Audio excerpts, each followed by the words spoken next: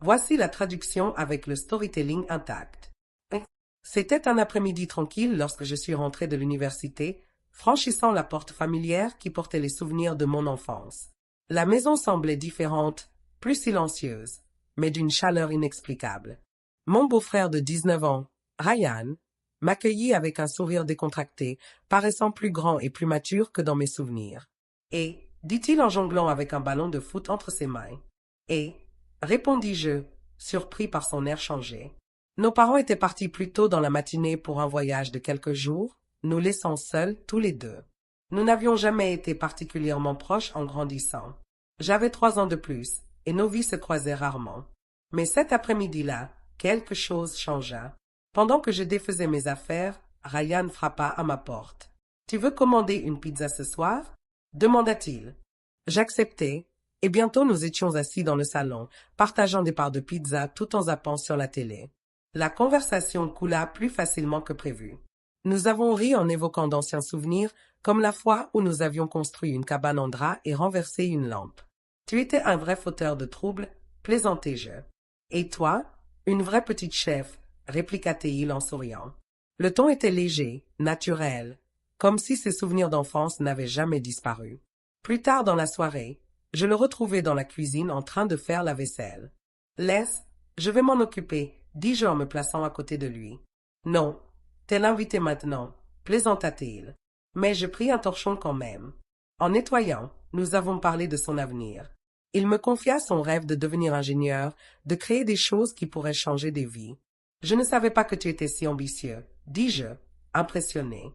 Il haussa les épaules. « T'étais toujours trop occupé pour le remarquer. » Sa remarque me piqua un peu, mais pas de façon blessante. Plutôt comme un doux rappel que j'avais peut-être manqué son évolution. Le lendemain matin, en me levant, je l'aperçus dehors, penché sur sa voiture. Les manches retroussées, les mains couvertes de graisse, il semblait concentré, déterminé. Je l'observai un instant à travers la fenêtre, étonné par son assurance. « Tu comptes juste regarder ?» lança-t-il en me remarquant. Je ris et le rejoignis. Pendant 1 heure, il m'expliqua comment fonctionnait le moteur, me montrant des pièces que je ne comprenais pas vraiment.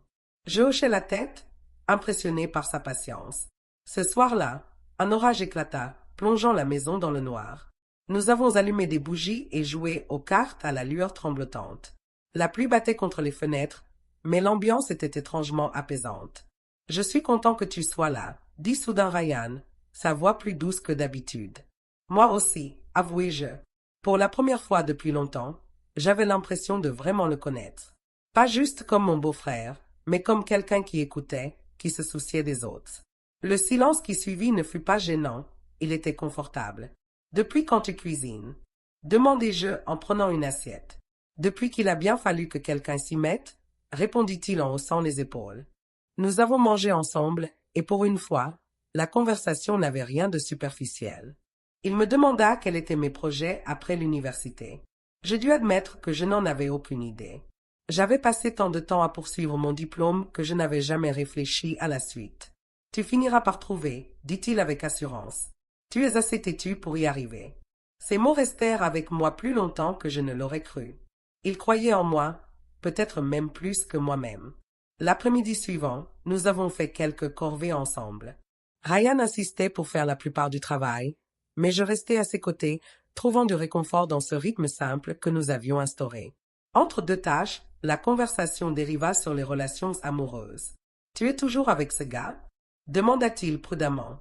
Je secouai la tête. Ça n'a pas marché. Il ne posa pas de questions, mais je sentais qu'il en avait envie. À la place, il hocha simplement la tête. « Tant pis pour lui, » dit-il. Et, étrangement, ces mots comptaient plus que n'importe quel conseil. Ce soir-là, nous avons regardé un vieux film d'action que papa adorait. J'ai surpris Ryan en train de me lancer quelques regards, comme s'il avait quelque chose à dire. Lorsque le générique défila, il prit enfin la parole. « Je me souviens du jour où tu es parti pour l'université, » dit-il doucement. « Je pensais que, enfin, que tu m'oublierais. » Je le regardai, surpris. « T'oubliais? Tu étais toujours occupé, avec tes amis, tes cours. J'ai cru que tu allais passer à autre chose et qu'on allait juste s'éloigner. » Un pincement au cœur. Je n'avais jamais vu les choses sous cet angle. J'avais été tellement absorbée par mon propre monde que je n'avais pas réalisé la distance qui s'était installée entre nous. Je ne t'ai pas oublié, dis-je. C'est juste que je ne savais pas comment rester proche. Il eut un petit sourire. Eh bien, tu es là maintenant. C'était une phrase toute simple, mais elle sonnait juste, comme une évidence. Peu importe ce qui s'était passé avant, il croyait toujours en nous, en ce lien qui avait toujours été là. Plus tard dans la nuit, je trouvai un mot sur mon bureau. Astérisque, content que tu sois rentré. Astérisque. Je souris, repliant soigneusement le papier. Pour la première fois depuis longtemps, je me sentais à ma place. Pas seulement comme un membre de la famille, mais comme quelqu'un qui comptait vraiment pour Ryan. Et je réalisais que lui aussi comptait pour moi. Le lendemain matin, quelque chose semblait différent. Plus silencieux, presque tendu. Ryan paraissait distrait, parlant à peine au petit déjeuner. Je pensais qu'il avait juste besoin d'espace, mais une impression étrange me traversa. L'après-midi venu, il était toujours aussi distant. Je le trouvai dehors, assis sur le porche, son téléphone à la main, le regard fixé sur l'écran. « Tout va bien ?» demandai-je.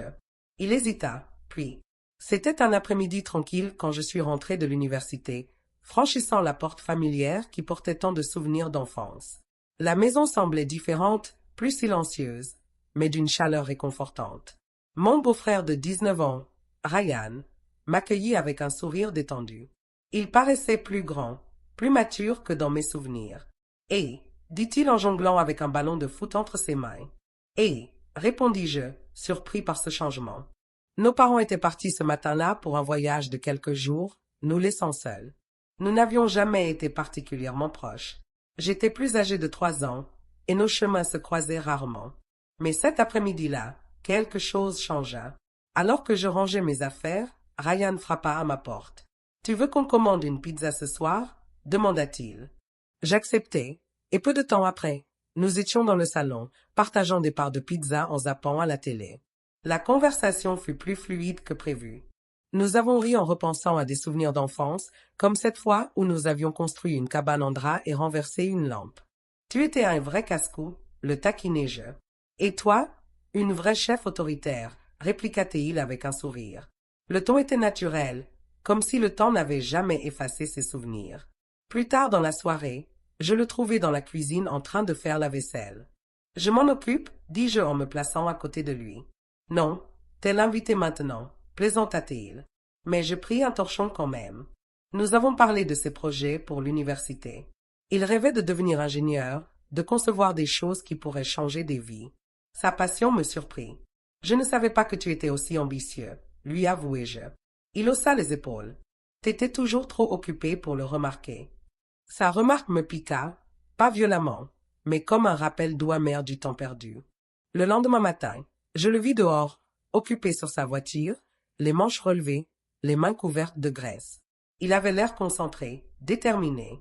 Je l'observai un instant depuis la fenêtre, impressionné. « Tu vas juste rester là à regarder ?» lança-t-il en me voyant. Je ris et le rejoignis. Pendant 1 heure, il m'expliqua le fonctionnement du moteur, me montrant des pièces que je ne comprenais pas vraiment. J'hochai la tête, impressionné par sa patience. Le soir, un orage éclata, coupant l'électricité. Nous avons allumé des bougies et joué aux cartes dans la cuisine. La pluie martelait les fenêtres, mais la lueur des bougies rendait l'atmosphère étrangement paisible. « Je suis content que tu sois là, » dit soudain Ryan, d'une voix plus douce que d'habitude. « Moi aussi, avouai-je. Pour la première fois depuis des années, j'avais l'impression de le connaître vraiment, pas seulement comme mon beau-frère, mais comme quelqu'un qui écoutait, qui comptait, qui avait grandi. Le silence qui suivit n'était pas gênant. Il était réconfortant. Quelques jours plus tard, Ryan semblait préoccupé, jouant distraitement avec son téléphone sur le porche. « Tout va bien ?» demandai-je. Il secoua la tête. « Juste un problème avec les cours. Rien de grave. » Je savais que ce n'était pas rien.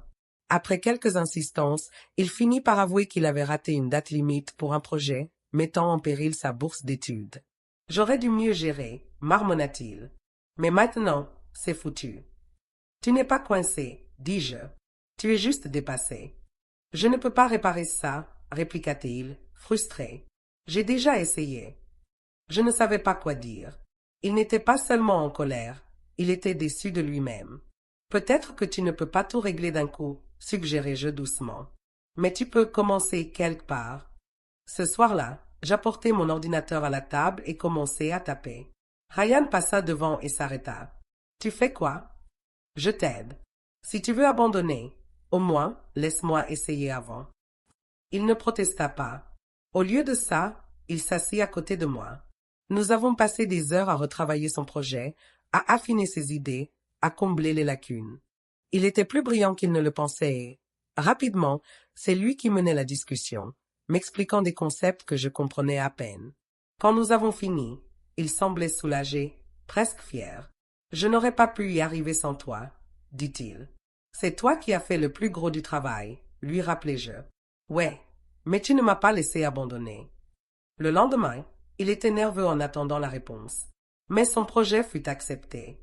Je vis le poids s'envoler de ses épaules. Il essaya de faire comme si ça n'avait pas d'importance, mais je savais ce que ça représentait pour lui. Ce soir-là, tout semblait plus léger, plus simple. Mais au matin, Ryan était à nouveau silencieux. À table, il tournait sa cuillère dans son bol sans manger. Quelque chose ne va pas, demandai-je. Rien, marmonna-t-il. Plus tard, en passant devant sa chambre, je l'entendis au téléphone. Je sais pas, c'est compliqué, disait-il. Ce soir-là, assis sur le canapé, l'atmosphère était différente.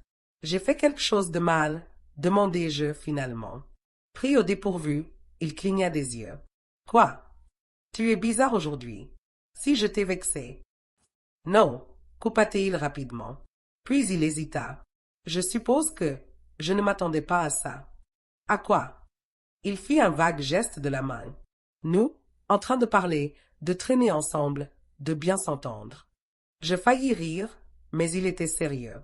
Moi non plus, admis-je. Mais je suis content que ça soit arrivé. Son expression s'adoucit. Un instant, quelque chose d'indicible flotta entre nous. Tu pars bientôt, hein? Demanda-t-il. Ouais, dans quelques jours. Il hocha lentement la tête, comme s'il essayait de l'accepter. Je sais qu'on ne s'est pas toujours entendu, dis-je. Mais je suis fier de toi, Ryan. Il sembla surpris. Vraiment? Oui. Tu as beaucoup changé, en bien. Il resta silencieux, puis esquissa un sourire, sincère cette fois. Moi aussi, je suis fier de toi. Tu fais semblant d'être perdu, mais tu sais très bien où tu vas. Le jour de mon départ, il m'accompagna jusqu'à la voiture. Il hésita, puis me prit dans une étreinte brève, presque maladroite. Ne mets pas trop de temps à revenir, cette fois, murmura-t-il. Je souris. Je ne tarderai pas. En m'éloignant, je réalisai que nous n'avions pas seulement renoué. Nous avions construit quelque chose de plus fort. Et peu importe où la vie nous mènerait, ce lien serait toujours là.